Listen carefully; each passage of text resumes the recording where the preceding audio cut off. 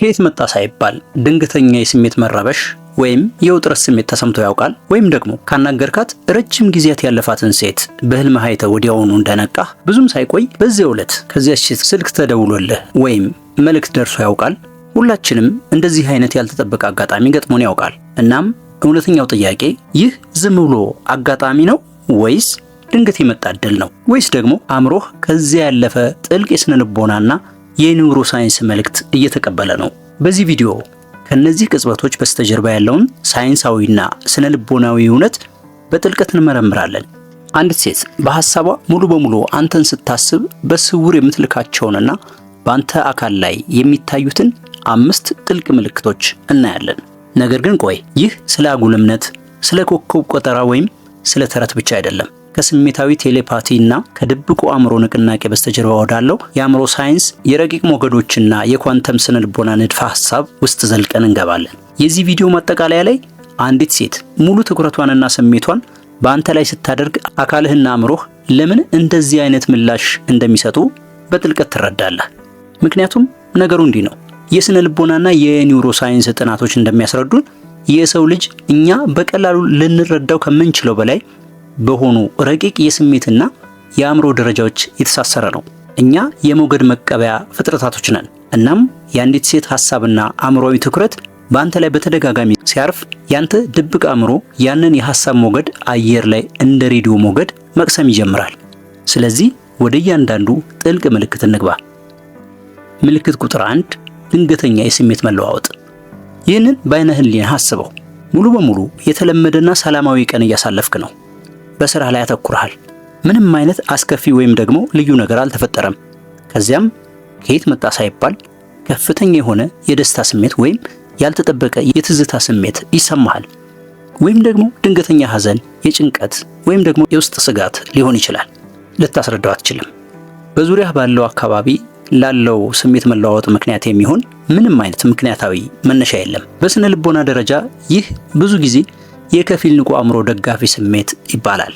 አንዲት ሴት በአንተ ላይ ከፍተኛ የሐሳብ ኃይል ሲኖራት፣ ማለትም እንደ አድናቆት፣ ናፍቆት፣ ቁጣ ወይም ጥልቅ ፍቅር ሊሆን ይችላል።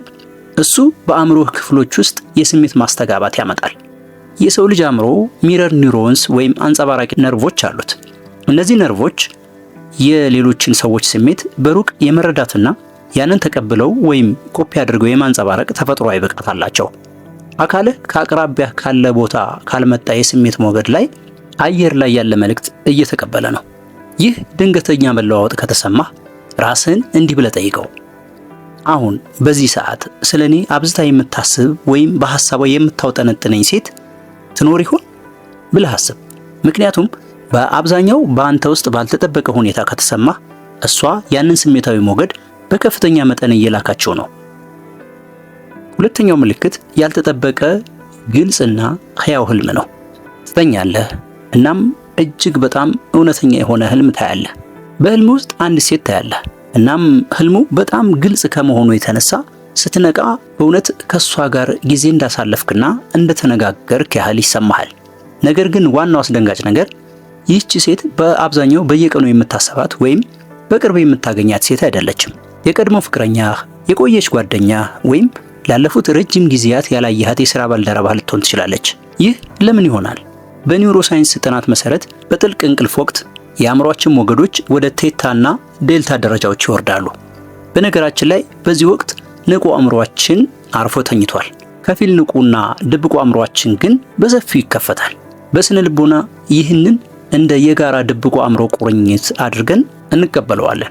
በሌላ ሴት ህልም ውስጥ ስትታይ ወይም ደግሞ እሷ ባንተ ህልም ውስጥ በግልጽ ስትመጣ ብዙውን ጊዜ በቀን ውስጥ በሐሳቧ፣ በቁጭቷ ወይም በድብቁ አእምሮዋ ውስጥ ሙሉ በሙሉ ስላለ ነው። እሷ በቀን ውስጥ ያሰበችውን ሐሳብ ያንተ አእምሮ ማታ በህልም መልክ ይተረጉመዋል። ስለዚህ ስለሷ ካለምክ ምናልባትም እሷ አስቀድማ ስላንተ ስታስብና ስታልም ስለነበረ ሊሆን ይችላል። ሶስተኛው ምልክት አካላዊ የመኮርኮር ስሜትና የነርቭ ምላሾች ናቸው። ሁላችንም ያንን የቆየ ባህላዊ አባባል ሰምተናል። ጆሮህን ከበላህ የሆነ ነገር ሊያሰማህ ነው፣ ወይም አይንህ ከተርገበገበ የሆነ ሰው ልታይ ነው፣ ወይም ከንፈርህን ወይም ምላስህን ስትነክስ የሆነ ሰው እያማህ ነው ወይም እያነሳህ ነው የሚል። አሁን ግን ለዚህ አባባል በእርግጥም የተወሰነ የስነ ልቦናና የባዮሎጂ እውነት አለው። የሰው ልጅ አካል እጅግ በጥበብ የተሰራ ረቂቅ መሳሪያ ነው። ከፍተኛ የሆነ የስሜትና የሐሳብ ኃይል ተቀባይ ስትሆን ያንተ ማዕከላዊ የነርቭ ስርዓት አካላዊ ምላሽ ይሰጣል።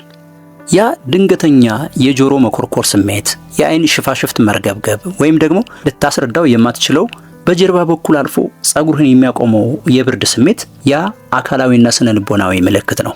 አካልህ በሩቅ ያለ አእምሮ እኛ ላይ አርፏል የሚልበት አውቶማቲክ መንገድ ነው።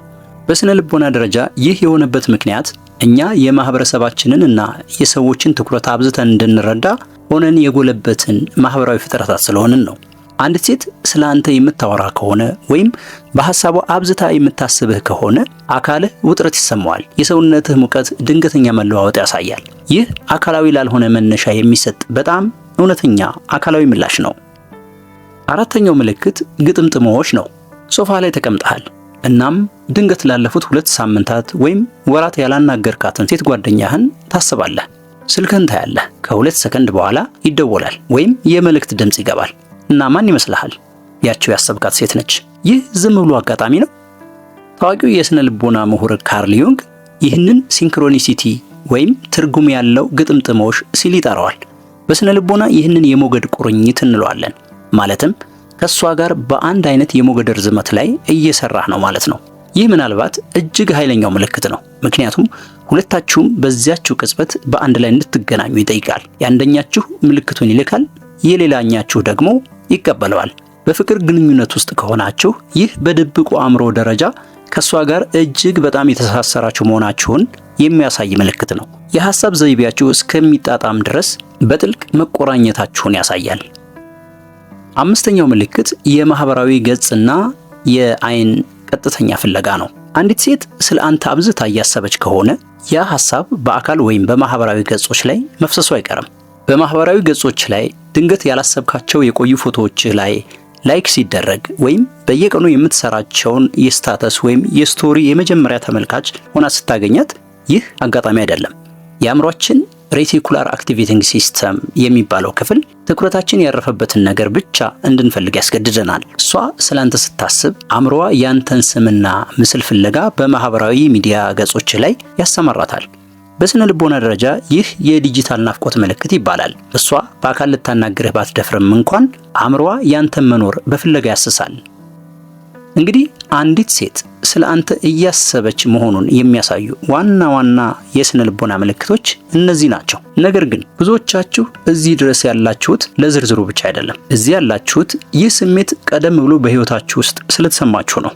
እናም እውነተኛ መሆኑን ማወቅ ትፈልጋላችሁ። ነገሩ እንዲህ ነው። ሳይንስ አሁንም ቢሆን ስለ ስሜታዊ ቴሌፓቲ ሐሳብ ሙሉ በሙሉ አልደረሰበትም። ነገር ግን የድብቁ አእምሮ ሂደት ስነ ልቦና ሊካድ የማይችል ነው። አእምሯችን በሰከንድ ውስጥ በሚሊዮን የሚቆጠሩ የመረጃ ቁርጥራጮችን ያስተናግዳል። እናም አንዳንድ ጊዜ ያ መረጃ አንዲት ሴት በእኛ ላይ ትኩረት ማድረጓን ይነግረናል። አሁን መስማት የሚፈልገው ከእናንተ ነው። እንዲህ አይነት ስሜት ተሰምቷችሁ ያውቃል? ታሪካችሁን አጋሩኝ። ለምሳሌ ስለ አንዲት ሴት እያሰባችሁ ያቺ ሴት ወዲያውኑ መልእክት የላከችበት አጋጣሚ አጋጥሟችሁ ያውቃል? አንዳንድ ጊዜ እናንተ የምታጋሩት ታሪክ የዚህ ሙሉ ቪዲዮ ምርጡ ክፍል ሊሆን ይችላል። ይህ ቪዲዮ ትንሽ ከእውነታ የራቀ መስሎ ሊሰማህ እንደሚችል አውቃለሁ። ነገር ግን ከመሄድ በፊት ከዚህ ሐሳብ ጋር ጥቂት እንድትቆይ ይፈልጋለሁ። አንተ ኃይለኛ የኃይል ምንጭ ነህ። በዙሪያ ያሉ ሰዎች ያንተን መልእክት ይቀበላሉ፣ አንተም የነሱን ትቀበላለህ። ስለዚህ ከአንዲት ሴት ጋር ቁርኝት ከተሰማህ ቸል አትበለው፣ ቁርኝቱን እወቀው። በሚቀጥለው ጊዜ ያ ድንገተኛ የትዝታ ስሜት ሲሰማህ ዝም ብለህ ቸል አትበለው። ራስን ጠይቅ፣ አሁን ስለኔ የምታስበው ሴት ማን ናት? እናም እንደዚህ ያሉ ጥልቅ የስነ ልቦና ትንታኔዎች እንዳያመልጥህ ይህንን ቻናል ሰብስክራይብ ማድረጉንና የደወል ምልክቷን መጫንክን እርግጠኛ ሁን። ምክንያቱም አእምሯችንን ይበልጥ በተረዳን ቁጥር እርስ በርሳችን ይበልጥ እንረዳዳለን። በሚቀጥለው ጊዜ እንገናኝ። ሰላም።